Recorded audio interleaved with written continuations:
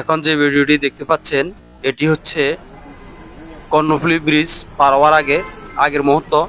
তো এটি চট্টগ্রামের প্রাচীনতম ঐতিহাসিক ব্রিজ। এই ব্রিজটির নাম হচ্ছে কালুরঘাট সেতু।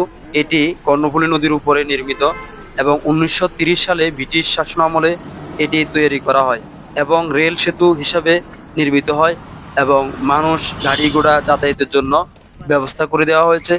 এই সেতু অথবা কালুরঘাট ব্রিজ স্থাপন হওয়ার কারণে, তৈরি হওয়ার কারণে চট্টগ্রাম দক্ষিণ এবং উত্তর অঞ্চলের ওই সময়ে যোগাযোগ এবং যাতায়াতের একমাত্র মাধ্যম ছিল এই কালুরঘাট ব্রিজ। এই কালুরঘাট ব্রিজের মাধ্যমে দক্ষিণ এবং উত্তর অঞ্চলের মানুষ যাতায়াত করতেন, কিন্তু তার আগে নৌকা ছাড়া যাতায়াত করতে পারতেন না, তেমন যাতায়াতের কোনো ব্যবস্থা ছিল না। তো আসলে আপনারা দেখতে পাচ্ছেন এই ব্রিজটির কারণে চট্টগ্রামের দক্ষিণ এবং উত্তর অঞ্চলের মানুষের যে ভোগান্তি ছিল সেটা দূর হয়ে গেছে। এটা 1930 সালের আগের কথাই বলতেছি।